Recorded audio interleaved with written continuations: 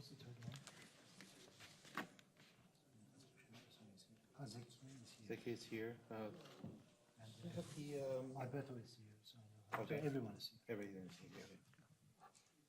So Alberto is going to speak. Yeah. Okay.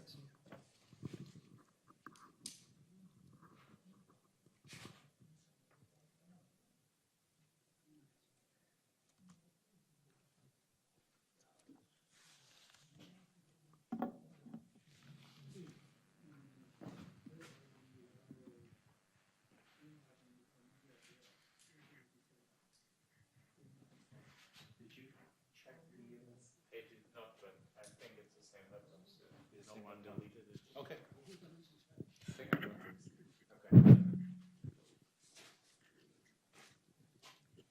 How do you pronounce your last name? Bücher. Bücher. Nice.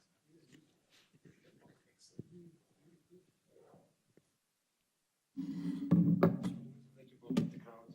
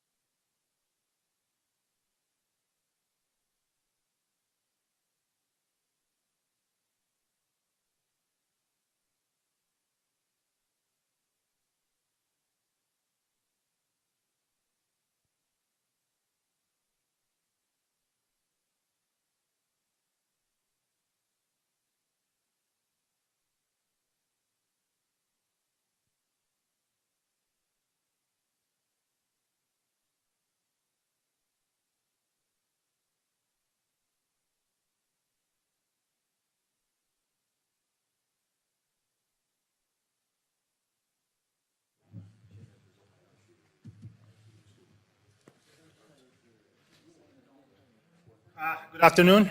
Before we start, I'd like to make a few quick announcements. The first one, which I should have done at the beginning, was that IEEE Winter School on Security and Privacy Issues in Biometrics will be held in Abu Dhabi. Like very competent team of researchers will be here, all on biometrics, to teach these courses. So the students' accommodation will be for free. So I think, and there's a $600 registration fee of $600. So if you have some students, then the biometrics is of interest. So this may be a good opportunity.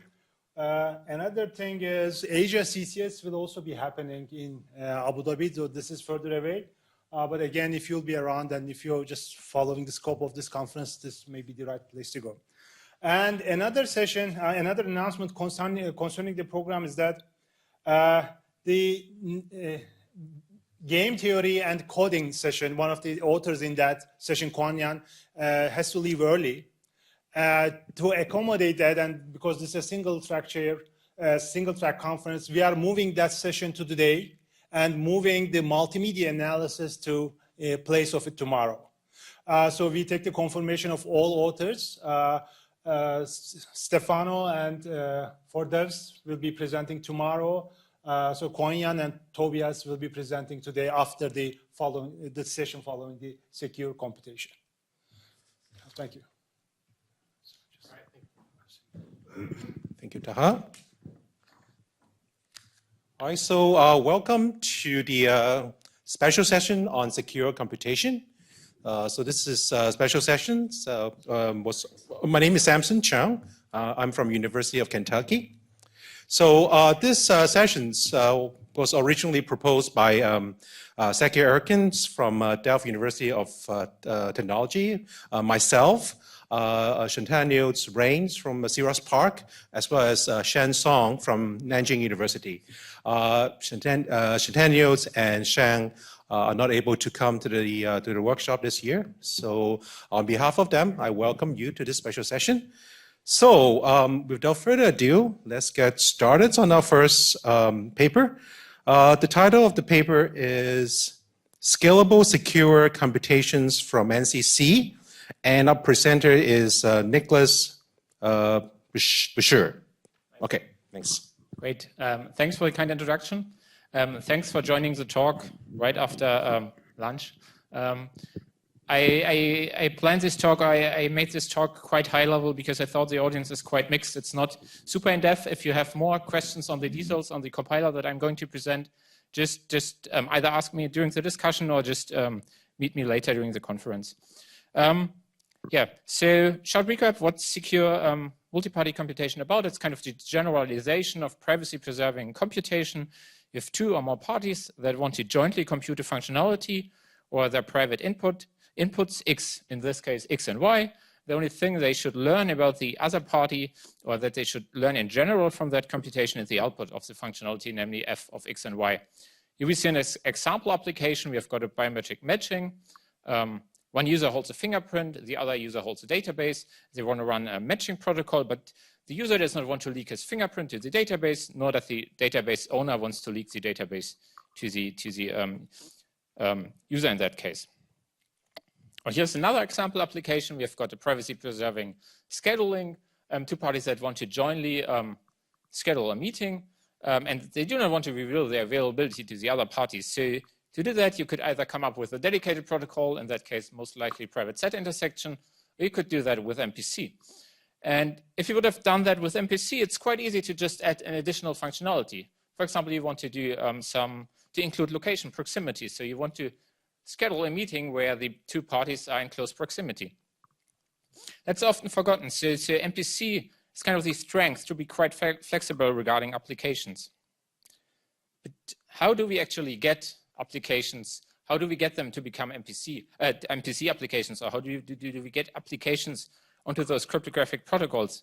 There's a step in between, and that's what this talk is about, namely the translation or the compilation from high-level description language to circuit.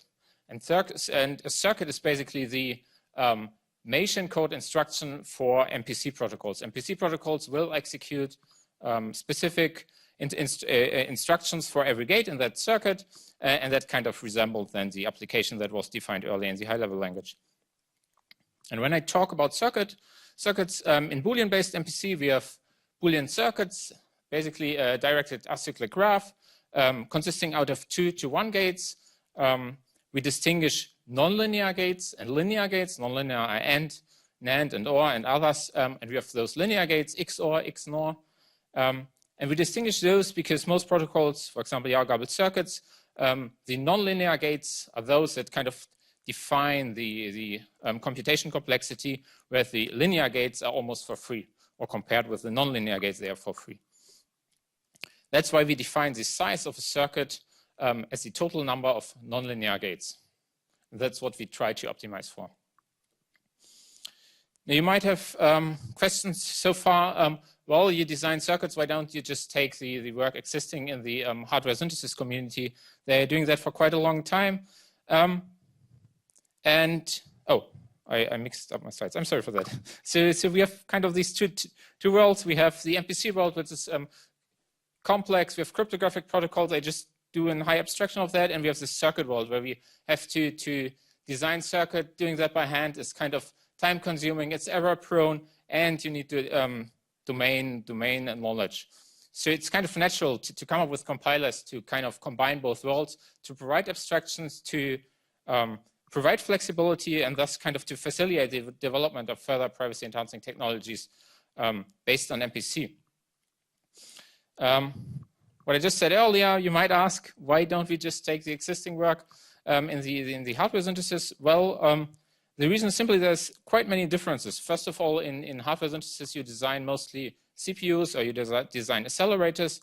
With an MPC, you want to have interactive end-user applications. You also have a different set of logic. In hardware synthesis, you have sequential logic, you have flip-flops, you have ledgers. With an MPC, you are basically stuck to combinatorial logic. Then in MPC, we do not need to consider physical properties. We don't have to consider fan out. It can be arbitrary size. We don't need to consider the signal, the wire length.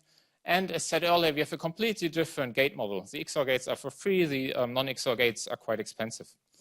And that's a claim that I'm going to make. I think we are also at that point that we'll have sooner or later larger circuit than those present in the hardware synthesis because we can, because MPC has advanced so much in the recent past.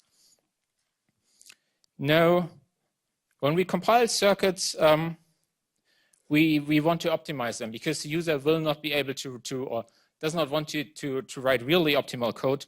That's why I brought an example. Here we have simple code. We have got an input variable that's given by the user later on in the MPC protocol. We have got a variable A, and if the input of the user was equal to 1, we increment A by 1. Rather straightforward. If you translate that quite naively, you would have some intermediate representation. You would see, well, there's an integer comparison for 32-bit. There's an increment or an addition by 32-bit, and then there's the comparison, the if clause. And that will result in a circuit basically looking like that. You have a 32-bit adder, you have a 32-bit comparator, and you have a 32-bit multiplexer. And using the most efficient constructions in MPC that we have, you would end up with a gate size of 96 nonlinear gates, basically 32 for all building blocks.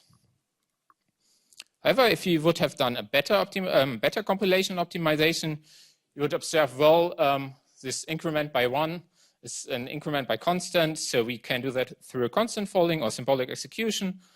We also observe that we only need to compare a single bit. And then on the gate level, we could observe that actually we do not need that comparison. We just can pipe this bit through the to the multiplexer, and we have a circuit consisting only of one gate. And actually what most compilers do existing out there, they will produce a result in between.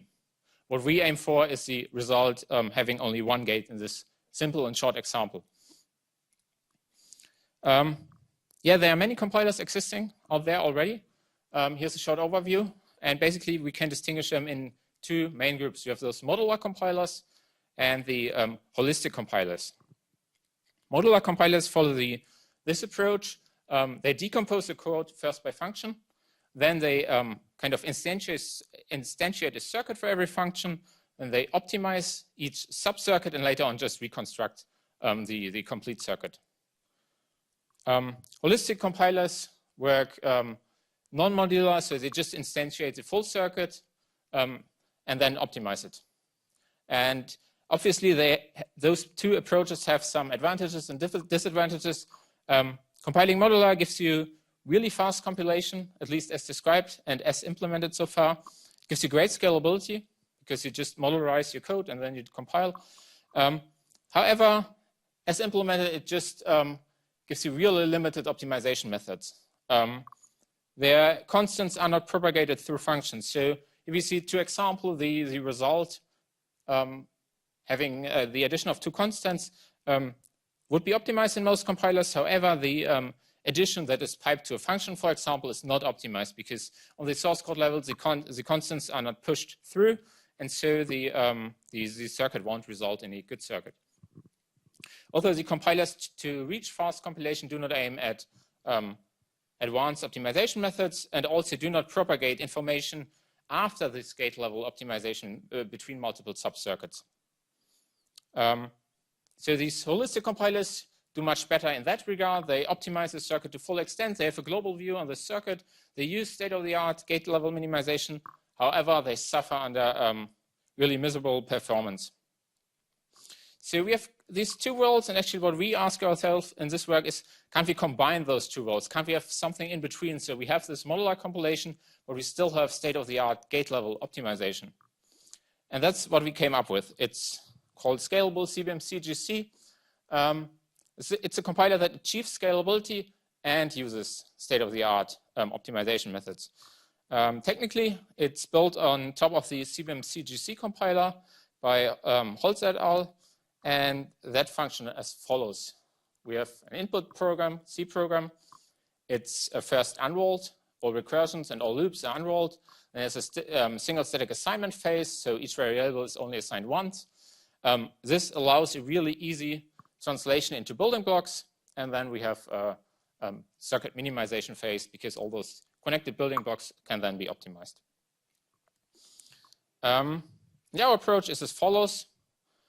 Basically, we start off with a modular approach. We have source code, and we decompose by function and loops. That's the first part.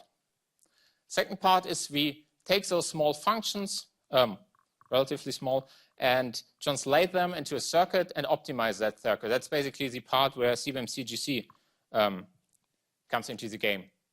And later on, we have those. We recombine those parts into the original circuit, so we get this full circuit.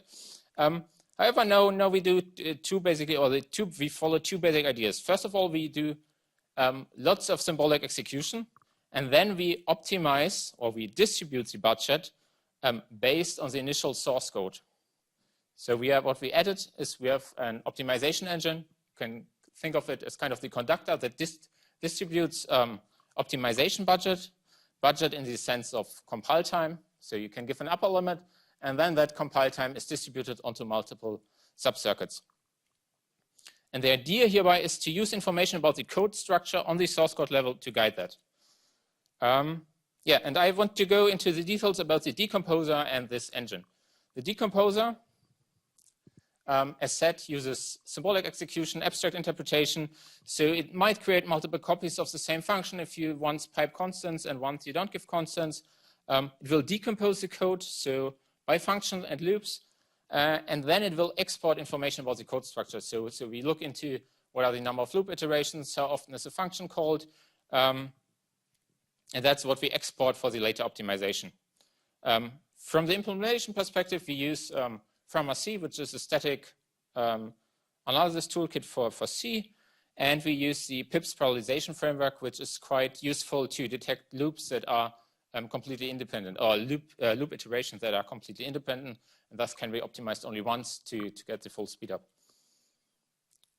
The optimization engine, as said, is responsible for distributing the budget that we have available to optimize the circuits on the gate level.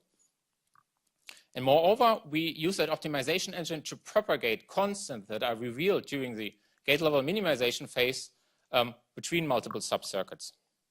And the approach that we follow, this is a rough heuristic. It's still preliminary work. What we do is we have an initial budget and a remaining budget. The initial budget is just distributed onto all sub-circuits equally, but weighted by size. So the initial compilation will result in a circuit that has a given size. The other circuit will give them more size, especially circuits that are used multiple times, for example, loop iterations, function calls.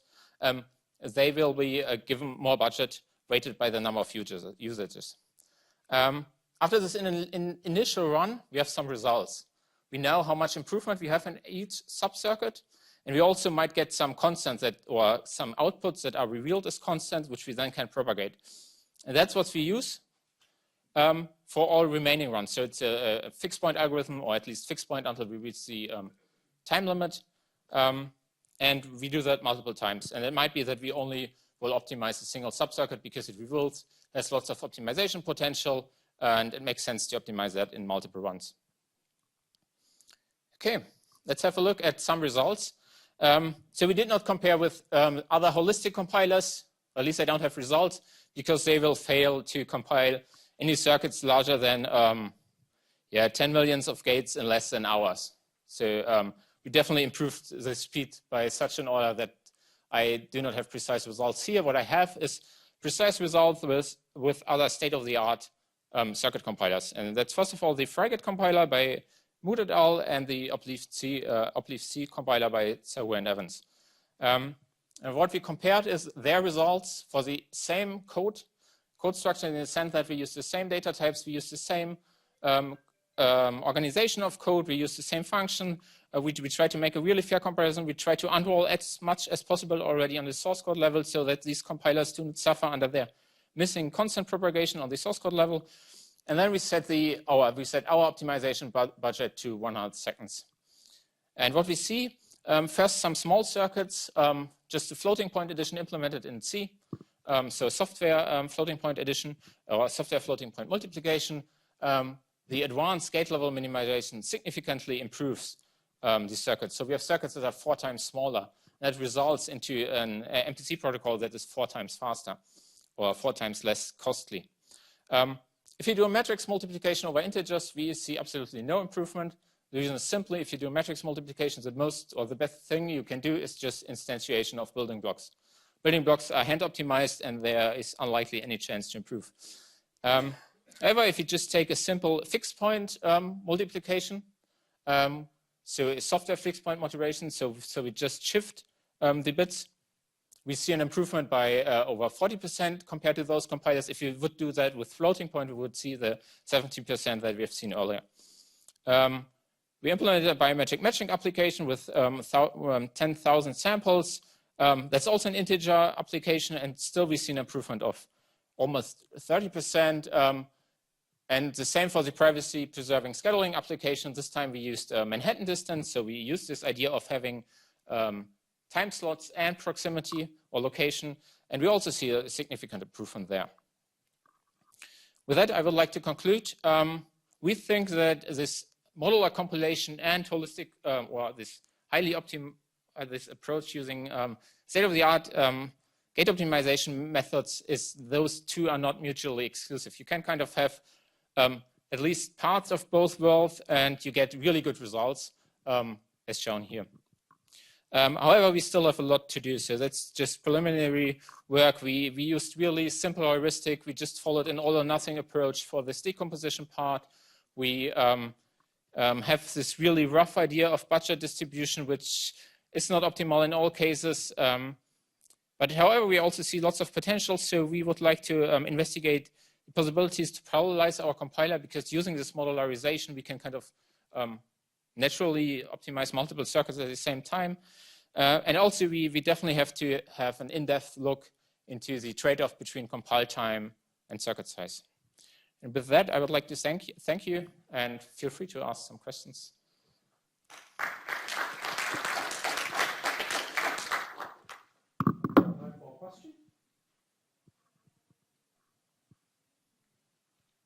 Then I'm, yeah. So for the budget, you set 100 seconds in the result. So what if you increase the budget or decrease the budget? In that case, I think for all application, it barely matters. I think it doesn't matter for those application. It would change if you would have more to optimize on the gate level. So if you have a larger subcircuit, that gives you lots of improvement possibilities. However, I think we use the 100 seconds because that's kind of what we need. Or in the paper, I think it's still 10 minutes, but we improved our compiler up to today by factor of almost 10 to get full optimization on the floating point code. That's basically. So it depends on the size of your subcircuit that needs gate level optimization. So the 100 seconds is the optimal is that for these codes or the... Yeah, after that we won't improve for these results. Yeah. So it's a fixed point area. The optimization itself, give me a second, maybe I have a slide for that. Just ignore the left part, but on the right side, you see how it works. So we create an AND-invert graph, which is kind of the standard approach in hardware synthesis. We do some structural hashing to detect some duplicated structures, and then we have a fixed point algorithm. We just do some rewriting, we do some SAT sweeping to optimize the circuit, and we do that until we don't see any improvement. That's also why we use that information later on in the budget distribution. So if we don't have seen any improvement, we can't improve the circuit any further. That's basically the idea. Okay. Just a final remark, we will have a new version of our compiler available really soon on most likely our homepage. It used to be on another group's homepage, but there have been some changes. I won't promise anything, but I hope to get it done by the end of next week. And then there's a compiler that will really create state-of-the-art circuit and will be connected to state-of-the-art MPC framework, namely ABY, if someone is familiar with it. So we try to push that out really soon, and I hope it can kind of push the community to use those tools much more. Very good. Any other questions? Well, let's thank the speaker again. So let's come to our second paper. Okay. So the title of the paper is Efficient and Secure Equality Tests, and Zeki Erkin is going to present. And I also want to ask the author for the third paper.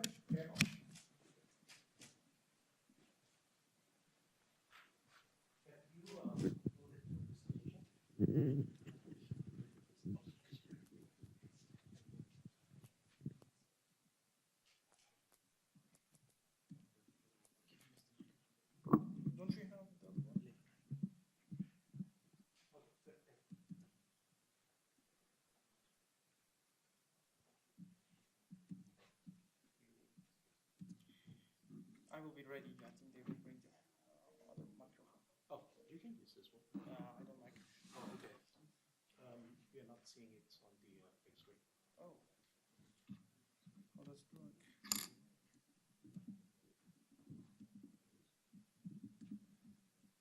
Yeah, but I don't know how it works.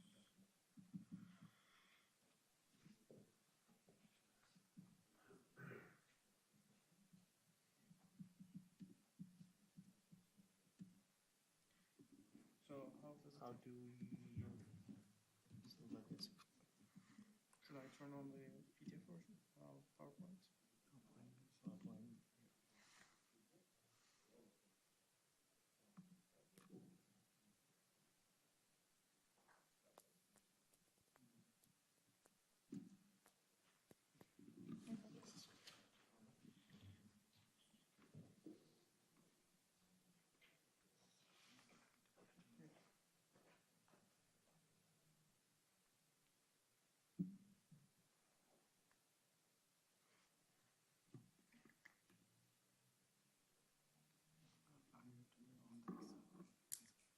Should I start? No, one second.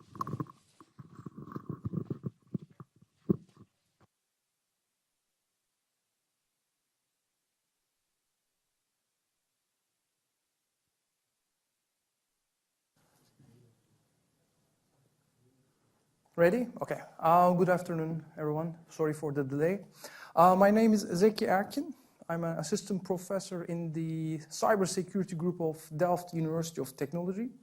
And I'm here replacing my PhD student, Majid, since he couldn't get his visa on time here. So the talk is about multi-party computation or privacy-enhancing technologies, specifically equality tests. So I will start with the motivation first. In Delft, we are collaborating with medical hospitals, and in one of the biggest ones, Leiden, they have a project, the Box project. And in this Box project, they are dealing with people after surgery. So those people are sent back to home, but they should be monitored constantly. And for that purpose, they provide a box consisting of 4 devices, 4 sensory devices. As you can see, it is a smart scale, blood pressure device, and 2 others. And what they do, they ask the patients to monitor their vital signs on a daily basis. And those vital signs will be collected by the smartphone application. And the smartphone application designer, a private company, collects this data on a regular basis and provides information back to the hospital. So this is more in the statistical type of data, but also very individual vital sign information. And there's a medical person sitting in front of the computer at the hospital and giving or taking a look at these values and reacting on time. This is a very desirable system because the population is getting bigger, we don't have resources, and this is a scalable system. We want to deploy this for the whole country, but as you can imagine, there's some privacy issues. First of all, we are collecting sensitive data, vital signs. They are collected and stored and processed by an external party, app designer, and actually, hospital doesn't have any control on the storage or processing of the data. There are so many dimensions. First of all, medical data cannot be collected or stored by any authority rather than hospitals or research institutions. So this setting violates this. On top of that, any security privacy related problem appearing on the news, it will destroy the whole project, which is extremely beneficial for the society if it's deployed in a nice way.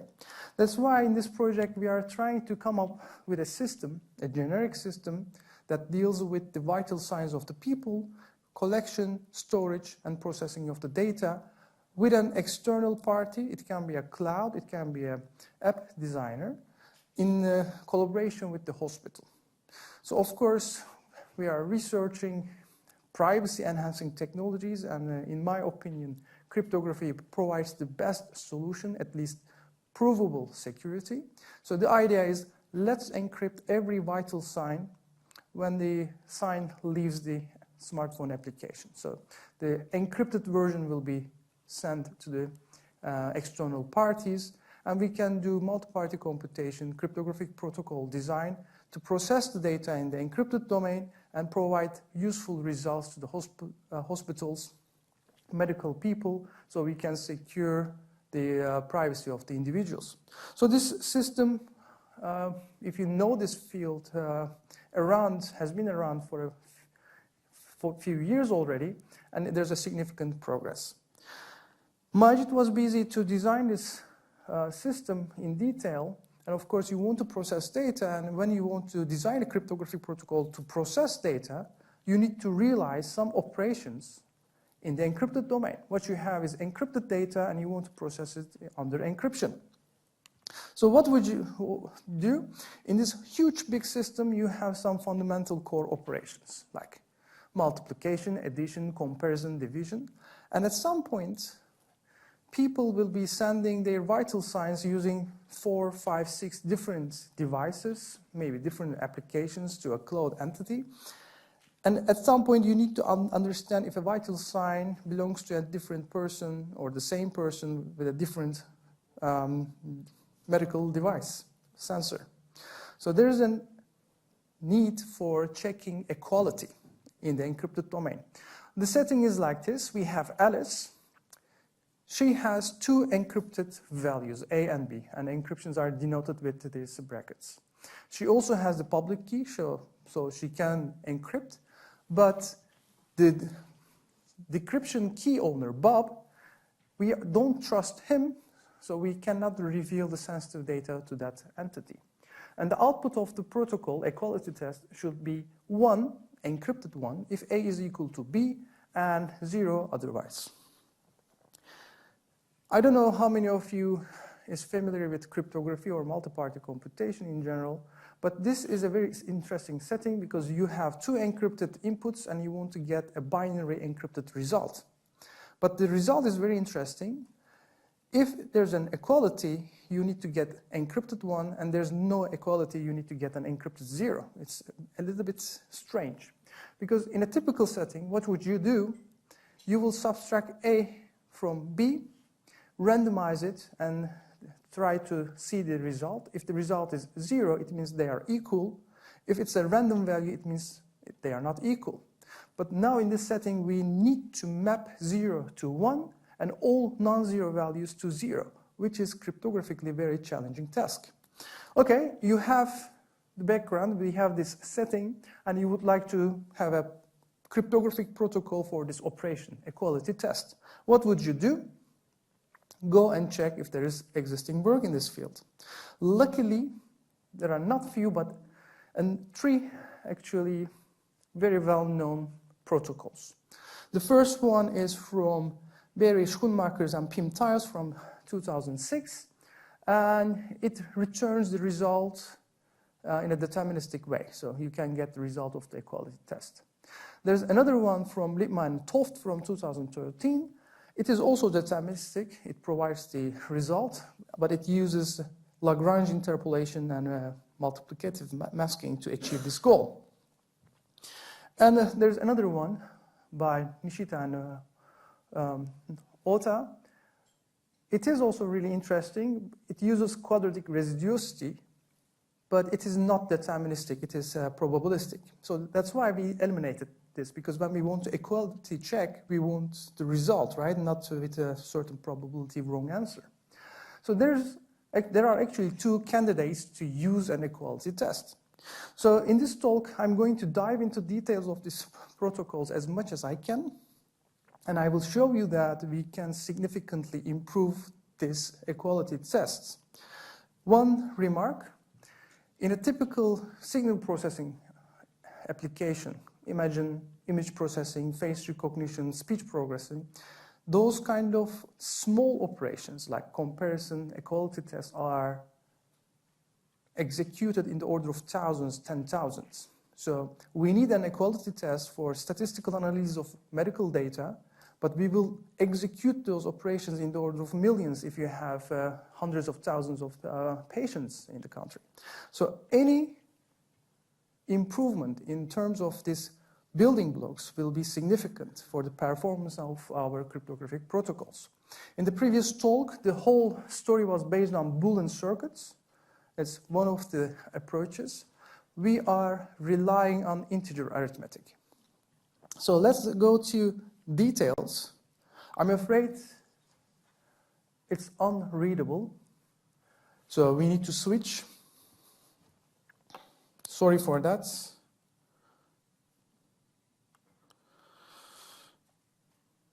Is there a way to show? Yeah, okay.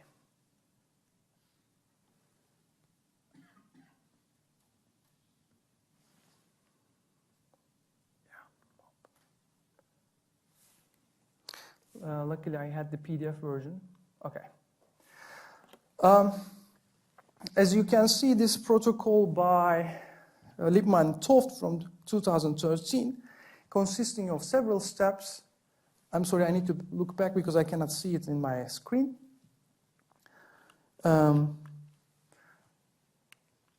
It consists of very basic fundamental steps. If you have an additive homomorphic crypto system, you can add and subtract, but multiplication is not possible. And masking data is very important if you want to hide the plain text value. Here in this setting, Alice has A and B and the encryption key. Bob has the secret decryption key.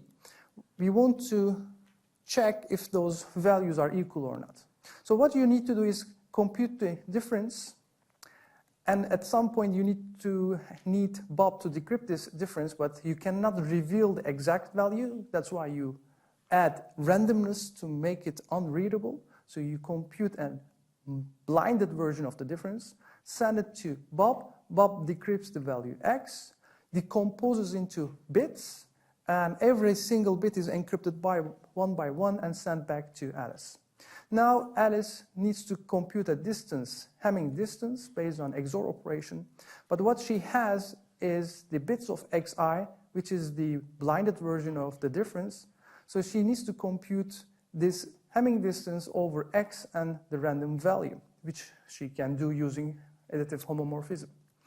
Later on, because we want to map 0 to 1, you add 1 here to D, and you need to mask the computed value, the Hamming distance. And in this work, Lippmann and Toft uses multiplicative blinding, so they choose a random value and multiply the Hamming distance, obtaining the Y value. This is sent back to Bob. Bob decrypts the value, and he computes the powers of the value Y here. So the first power, second power, and the third power up to L bits. And all those powers are encrypted one by one, sent back to Alice, and Alice computes the output of the protocol using Lagrange interpolation, which is actually a polynomial of degree L, which results 1 if the Hamming distance is 0. So conceptually, you just need to compute the difference, construct a polynomial that gives you 1 if the difference is 0. So it is very nice, simple construction, but if you look into details, you will see that there are some bottlenecks. First of all, we are working with encrypted values, and they are in the order of 1,000 bits. If you are using, for example, PyA crypto system, additive homomorphism, the ciphertext is 2,048 bits. So all those operations are really time-consuming, expensive operations. So particularly, if you can see the color difference, 2, I believe, 7 and 9, they are expensive in terms of the operation. Bob needs to decrypt the values, and decryption is very expensive. On top of that, LT also uses this blinding, multiplicative blinding, which you need to unmask the values, and it requires exponentiation over large encrypted values. So if you think about it, those things are expensive, time-consuming operations. That's why we came up with improvements. 2 and 7, you can deploy data packing. So instead of using only L-bit numbers and encrypt them one by one, you can encrypt several of them in one encryption and send this to Bob, and it will be processed in a batch. Because we will need this equality test in the order of thousands, this is doable. But 2 and 7, deploying packing idea reduces the decryption cost significantly. So we are in a good shape. But in step 9, about masking, there's something very interesting going on. You can use additive masking in a very nice way, and you can obtain high gain. So instead of multiplicative blinding, let's assume that you use additive blinding, statistical security. You send this blinded Hamming distance as before to Bob. Bob decrypts it, computes the power of this blinded Hamming distance, and sends you the encrypted versions. And now you need to create or compute the polynomial to obtain the result of the equality test. But for that, you need the powers of the Hamming distance, the second power, the third power, and so on. And what you have is actually not the Hamming distance, but the blinded version. I will spare you with the details, but if you follow this procedure, you can compute the powers of the Hamming distance in the encrypted domain by using this very easy to implement linear system, linear equation. So it consists of values t and Lagrange coefficients, and that's it. So this is very easy to implement. In the original work, you had these huge exponentiations and inverses, and now you have only linear number of computations only using additive homomorphism. So in total, there's a huge gain in terms of computation. The other thing you can deploy is, instead of computing the Hamming distance, you can deploy a technique, and you can reduce the degree of the polynomial. The values you are trying to compute is L bits, but using a very smart technique as illustrated here, you can reduce the degree of the polynomial to log L, which is a significant improvement. The whole procedure is the same. You only introduce one round of communication to deploy this technique. You can see the details in the paper. So those two changes on the original work in LT will introduce us a significant improvement in equality tests. The ST protocol, on the other hand, uses a similar idea. So it computes the difference of the values and blinds it again. But later on, it uses a polynomial construction, which is pretty difficult to explain here, but it is on bit level. So what you need to see in this slide is that during the protocols, I skip 6 and 7 on purpose because it's a really huge computation for Alice. The construction is the same, but there are steps such as 2, 5, and 8 in which Bob needs to decrypt massive number of values.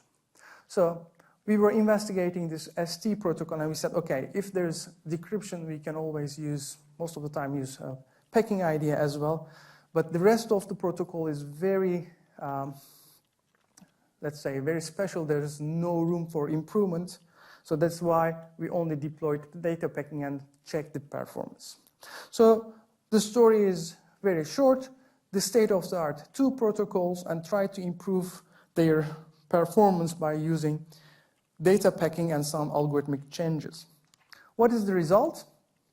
Well, there is a huge table for complexity analysis, but if you take a look at the number of operations per versions, and in detail it is shown here, but in terms of complexity, all ST protocols and the 2 versions we are supporting, the improvements of LT and improvements of ST, they are linear while LT is polynomial. On the other hand, we introduced this special exponentiation protocol. LT's exponential protocol is also polynomial, but with our exponentiation protocol, the complexity is significantly reduced. The details, or the devil is hidden in the details. Even though they are linear, the constants of the linearity is very significant. So please pay attention. We try to deploy the systems for real. So the constants instead of in front of the equation is extremely important. Any improvement you can achieve, 5%, 6%, even 2%, will have significant impact on the performance of the cryptographic protocol, keeping in mind that we execute those operations in the order of thousands. In terms of decryption complexity, which is a very, very expensive operation, the 2 versions, the improved versions of the existing works is very interesting. ST has NL complexity, while NL has the similar complexity, but it has a constant here. It's divided by n, which is the message space. So it is the effect of data packing. So there's a huge improvement in performance. And we can see that when you implement the protocols. So in this slide, you can see that we tested our protocols on the same platform with realistic values. And here you can see the results. And every comparison, the equality test has been executed 1,000 times. So don't think that it is one equality test. So this is LT03. As you can see, unmasking operation, this unblinding the multiplicative factor, is extremely expensive. On the other hand, the versions, when we deal with additive masking plus data packing, the performance has improved significantly.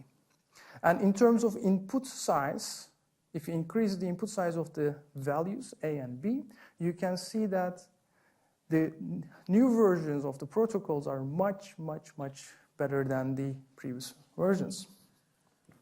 If you look at all of the protocols for equality tests, you can see that the new versions we propose are significantly better than the other one. For example, this one, this is LT13, it is actually not practical at all, even though it was the state of the art before this publication. So in conclusion, let me throw some points here. We needed an equality test, and we look at the state of the art and we saw opportunities to improve them. Bit decomposition is very important and they are really fast, but they introduce enormous amount of communication costs because most of the time they are linear in the number or in the bit length of the inputs. On the other hand, by deploying techniques like data masking and additive masking, we can introduce significant improvement. And as I told you, in this cryptographic primitive design field, any improvement, 5%, will have significant impact. And at the end of this work, we saw that the impact of our adjustments is really significant. 99% in the first protocol, the improvement of LT, and 95% performance of ST06. So of course, this is very promising results. It is not in this publication, but when we were studying this, we also came up with new equality tests. Actually, 3 or 4 new algorithms, completely different than the state of the art. And we decided to prepare a manuscript and send it to actually the journal of this venue. So this being said, I really thank you for your attention. And I'm done. In the interest of time, let's limit to one question. Anybody? If there's any. Can you ask a short question? Sure. What about communications bandwidth in terms of improvements? Yeah. The thing is, bit decomposition protocols are expensive because you need to send lots of information depending on the bit length. But with data packing, this can be arranged effectively. So we have some significant improvement in terms of communication. But those numbers are also in the paper. Yeah. Thank you. All right, thank you. So let's move on to our third paper of the session, image denoising in the encrypted domain. And our presenter is Alberto. You want to use this one? Persuso? Yeah, this is working.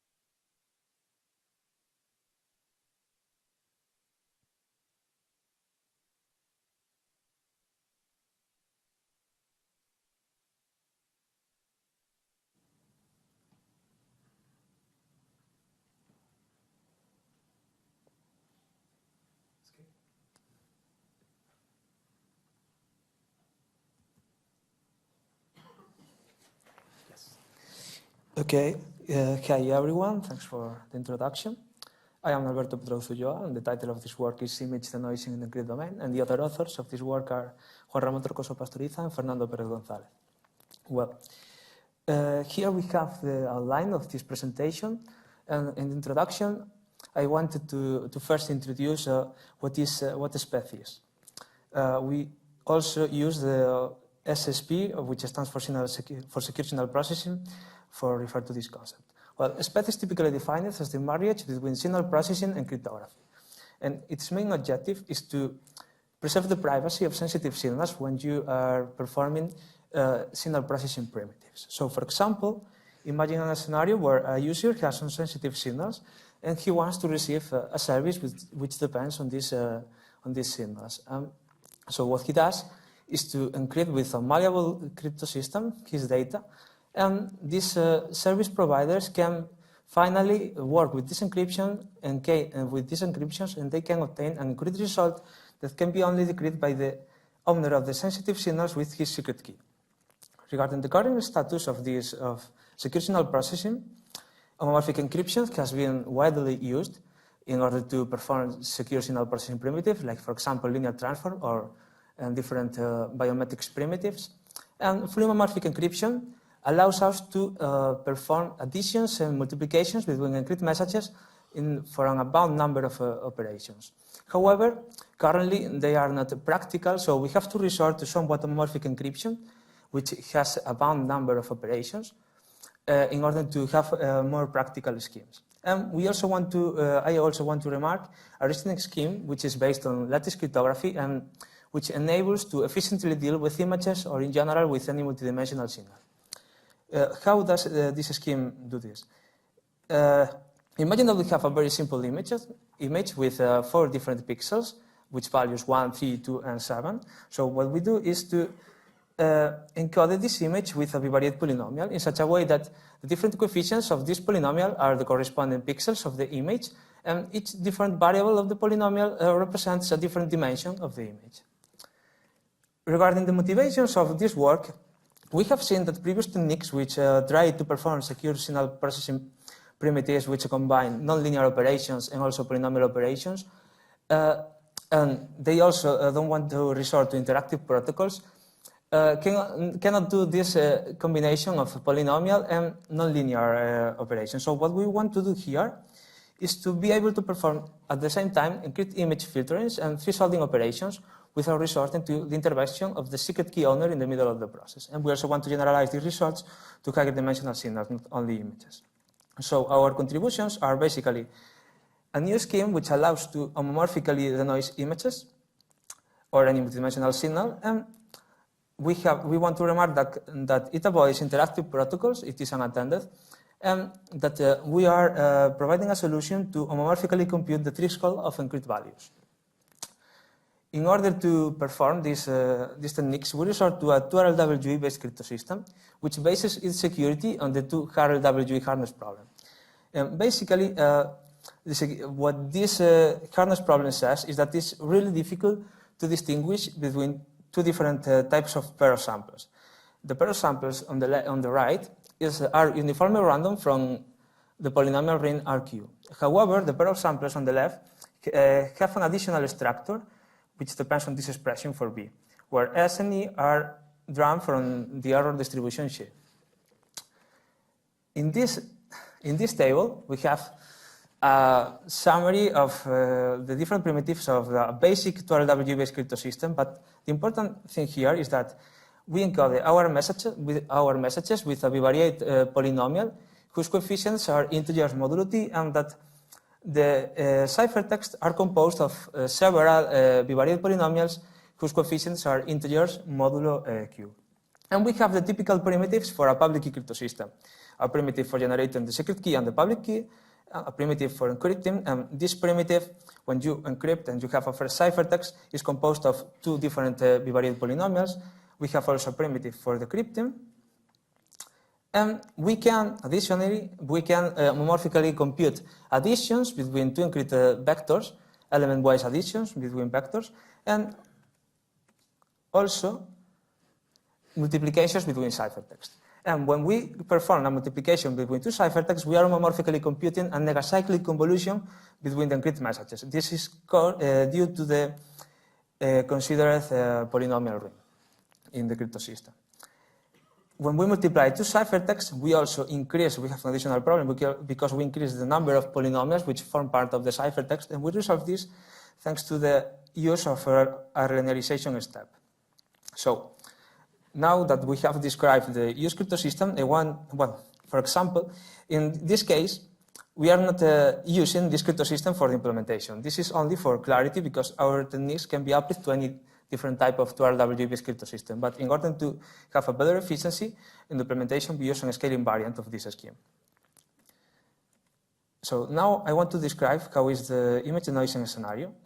This is the typical scheme for image denoising, where you compute a direct wave-left transform, and what this wave-left transform allows us to do is to compact the energy of the image in a few values. Now, in the transform domain, we have two different components, a signal component and a noise distribution component. And we perform the thresholding for these transform values in order to be able to preserve most of the signal while discarding most of the noise. Finally, we apply the inverse of the wave-left transform. And this is basically the process for performing a wave-left denoising.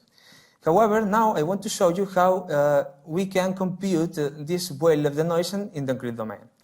And this is the scheme that we have. In this scheme, the secret key owner has to compute an efficient preprocessing, and afterward, he has to encrypt the image. And finally, he has to decrypt and to post-process the image. However, in the encrypted domain, we have two main blocks: the homomorphic computation of the wave-left transform, the direct wave-left transform, and also the inverse, and the homomorphic computation of the threshold, which is where we need to have these three blocks that I will explain later. Regarding the homomorphic computation of the wave-left transform, we have to homomorphically compute two different types of operations. Firstly, we have to compute bivariate cyclic convolutions for the analysis and synthesis filters, and we also have to compute changes on the sampling rate, which are downsamplings and upsamplings by 2. So for the first operation, we have a problem because with our crypto system, when we multiply two ciphertexts, we are computing the homomorphic negacyclic convolution between the messages. So how can we compute this cyclic convolution? What we do is to resort to a lightweight and post-processing, the pre-processing before encryption and the post-processing after decryption. And this allows us to transfer the negacyclic convolution property into a cyclic convolution property. This works as follows. Consider that you have two images. You apply an element-wise product of each image with a pre-processing vector, and you encrypt your images. And later, when you are multiplying two ciphertexts with this crypto system, you are homomorphically computing this expression, which is a bivariate negacyclic convolution.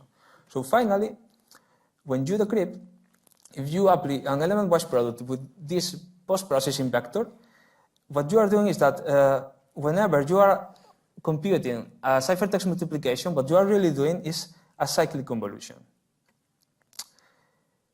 Regarding the upsampling and downsampling, these are needed for the homomorphic wave-left transform. We have to perform a change of the independent variable of the polynomials which form part of the ciphertext. So in order to compute the upsampling, we make a change of the independent variable seth by the square of seth, and for the downsampling, we change seth by the square root of seth. Here, we have to discard those coefficients which have a variable whose degree is not an integer. And we have an additional problem for when we compute this over the polynomials which form part of the ciphertext, we are homomorphically computing the same operation over the message which is encrypted. We have an additional problem for the case of downsampling. And this problem is that when you perform the downsampling, the number of polynomials increases, the polynomials which form part of the ciphertext. So what we do in order to resolve this, the decryption circuit in this case is more complex due to this increase in the number of polynomial elements. And in order to resolve this problem, we use the renderization technique that was used after each ciphertext multiplication. And in this way, we can recover the original decryption function. And well, this is all in order to homomorphically compute the wave-left transform. But now, what we have is a very efficient way to compute this homomorphic wave-left transform over an 2RW-based crypto system. And now we want to homomorphically and independently compute a thresholding over each different transform value of the image. So typically what we should do is an interactive protocol where the user, the owner of the secret key, can change the representation of the values of the image, and it can also help to perform this operation. But we want to homomorphically compute the threshold and also to change the representation. So we have two main problems. We want to have a method which allows us to homomorphically compute the thresholding, but we also want to apply this thresholding independently for each pixel of the transfer values.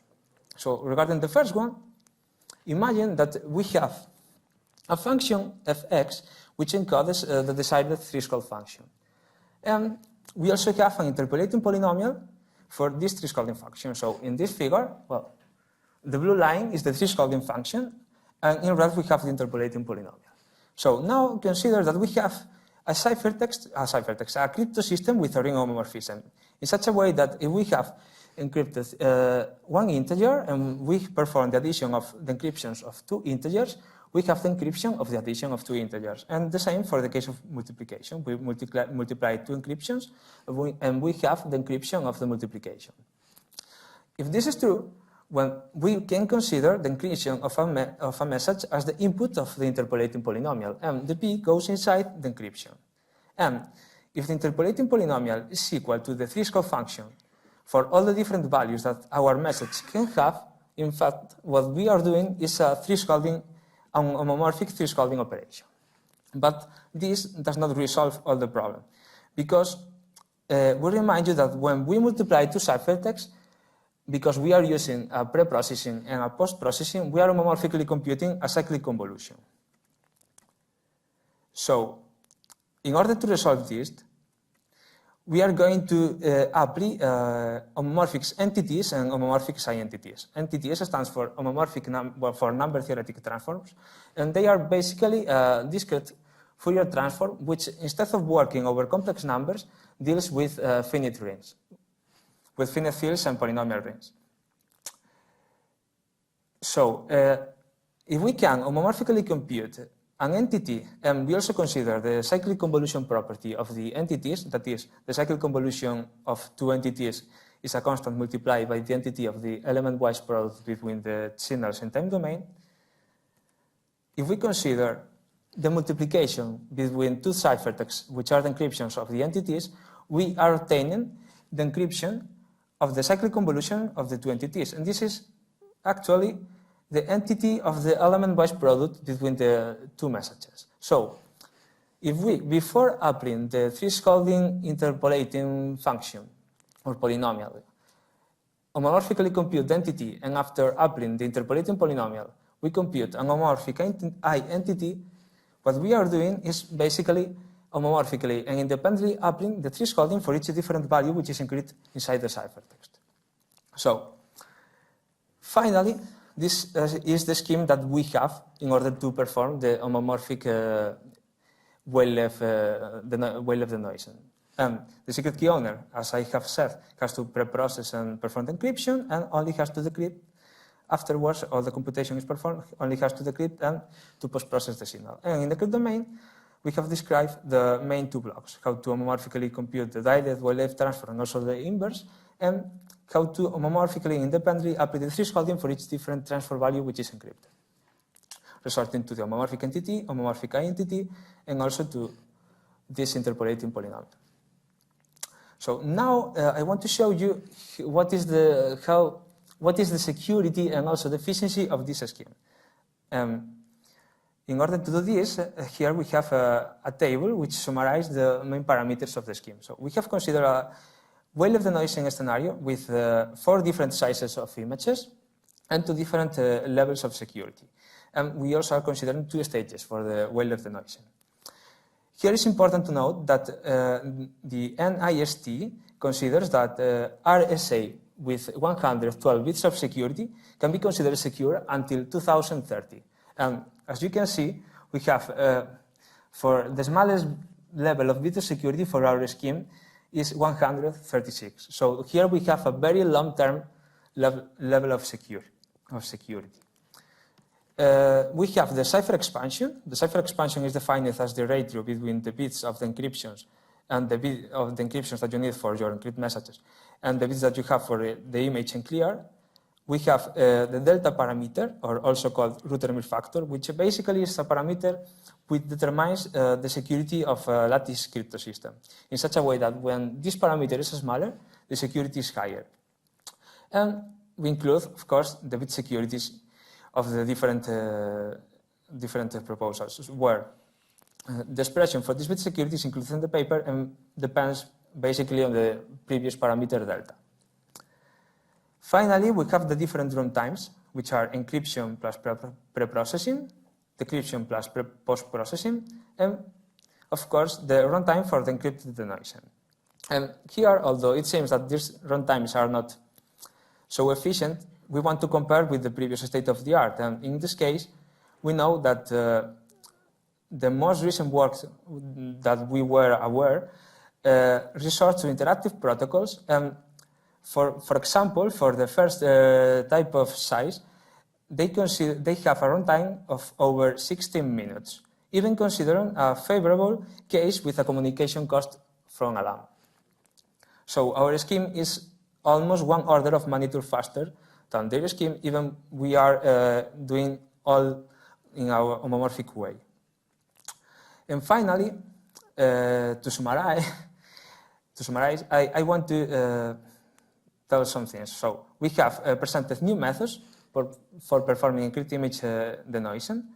And in order to do this, we have based our methods on modern lattice-based crypto systems. And these methods allows us to compute encrypted image denoison in an attended way. In order to do this, we have combined, for the first time, homomorphic polynomial operations and also homomorphic thresholding. And we have also shown what is the performance of our methods for two different levels of security. Our scheme outperforms previous solutions which were based on interactive protocols. This is all, and so thanks for your attention. If you have any question or something, you can ask.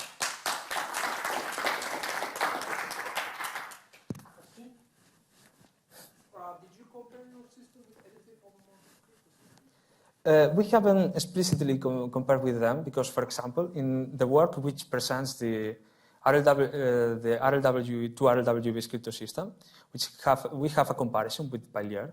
The runtimes were like hours compared with minutes with these lattice-based crypto systems. So that's the reason. In fact, we cannot use a Palier crypto system for this proposal because Palier does not have this homomorphic multiplication between ciphertext.